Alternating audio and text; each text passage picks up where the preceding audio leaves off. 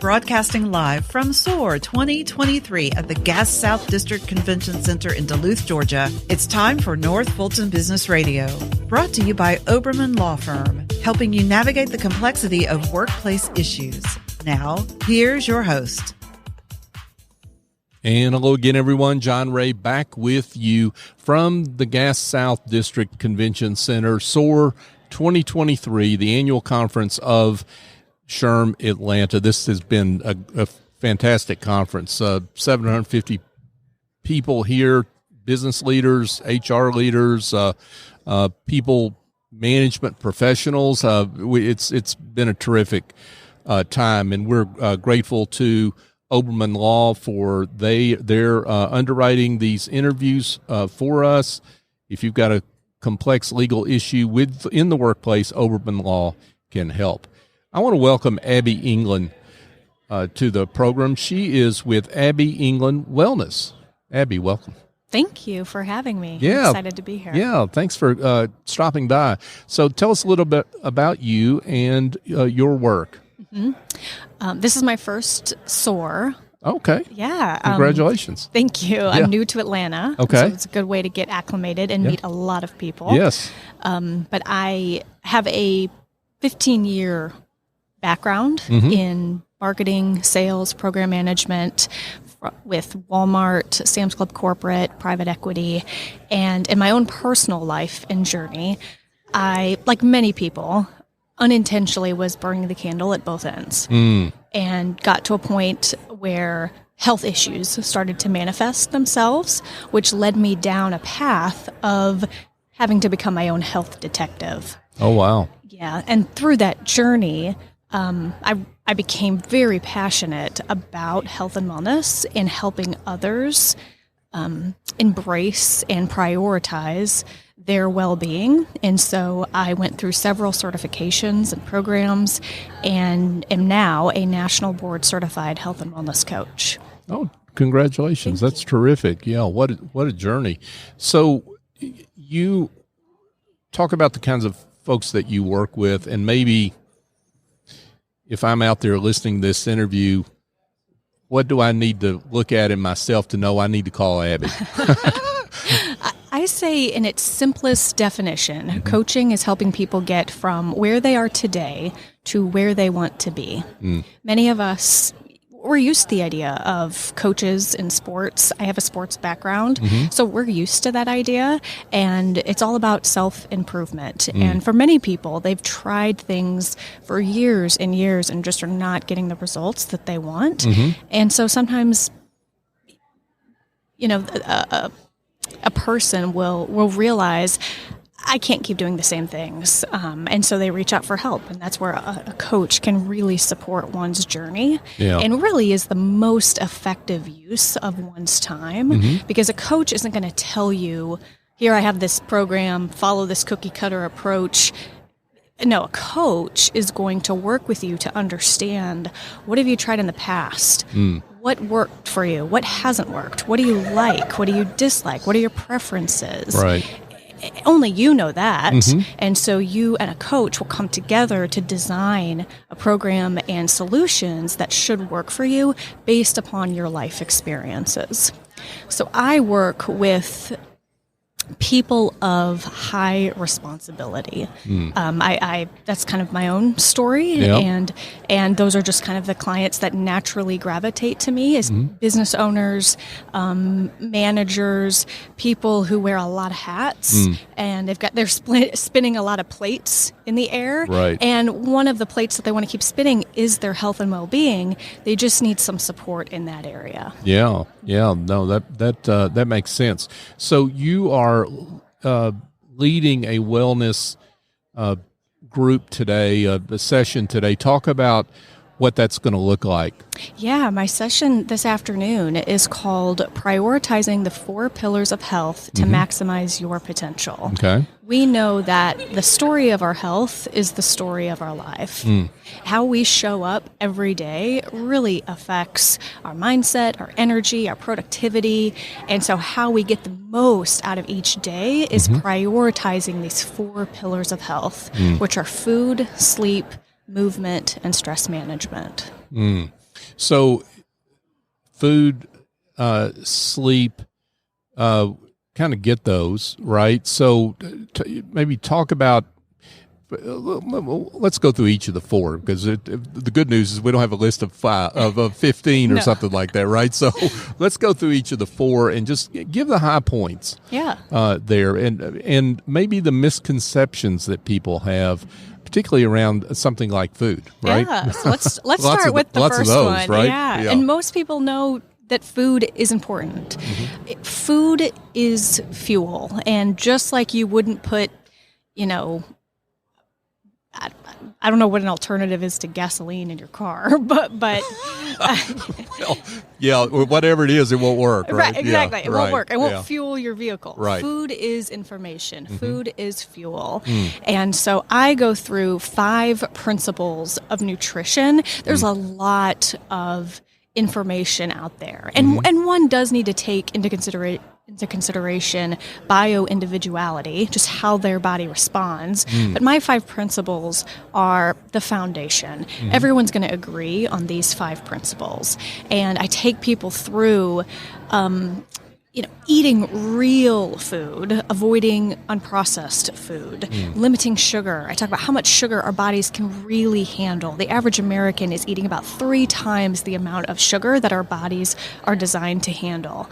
We talk about protein. Most people don't eat enough protein, and protein is what keeps us full and satiated, and staves off hangry.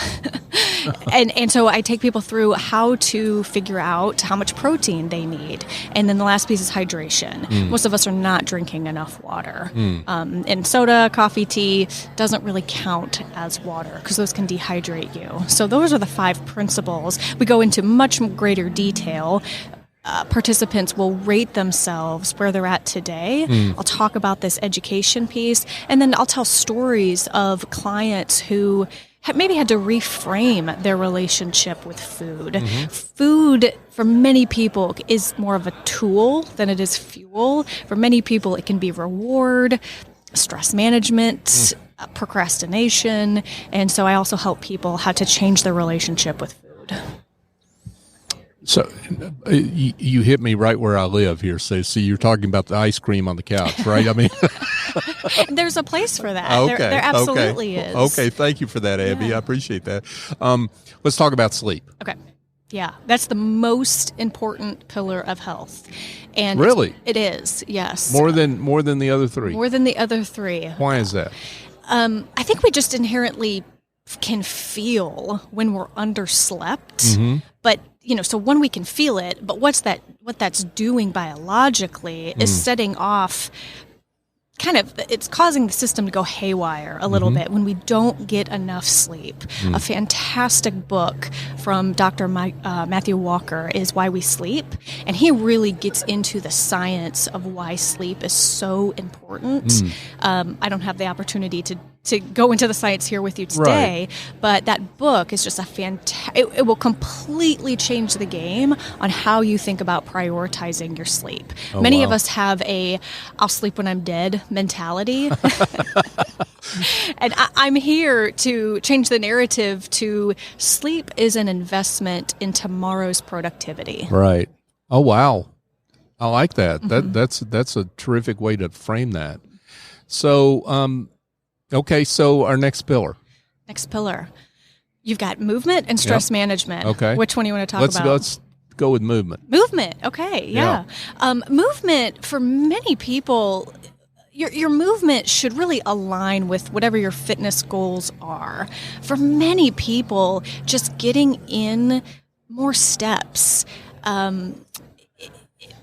in frequent bouts of movement, it can be immensely impactful. We sometimes think of movement as, 1 hour a day. I would call that more exercise. That 1 hour a day, maybe you're going to the gym or a class or, some sort of structured activity. Movement is the entire day, finding opportunities to move more throughout the entire day can be immensely impactful for people. So walk and talks, if you can take a phone call and walk, doing your own chores, running errands, just finding more opportunities to move throughout the day can be a game changer for a lot of people. Yeah. Okay. And I like the word there, movement versus exercise. I mean, it because you're lowering the bar for people in a way, right? Yeah. Trying to incorporate it in, many people think of exercise as an hour a day. Right. Okay. And then you sleep, hopefully, for 8 hours. Right.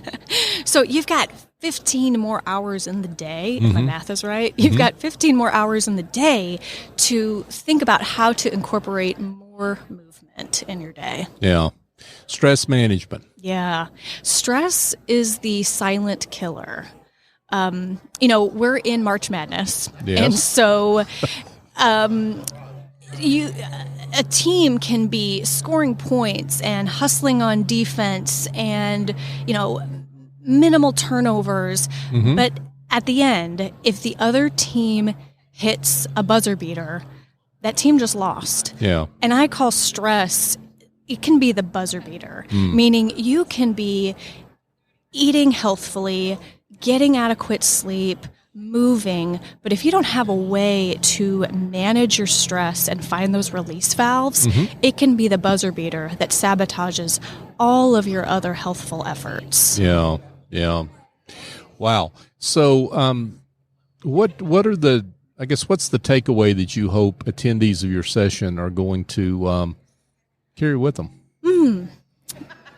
Really bringing awareness and intentionality and prioritizing the 4 pillars of health. I think many of us are high achievers. If you kind of identify with that high achiever mentality, it becomes very easy to sacrifice these 4 pillars in pursuit of the next achievement or advancement, and that is not sustainable. From my own story, from witnessing other colleagues and leaders at Walmart and Sam's Club and private equity, just in my experience in the corporate world, that's not a sustainable tool.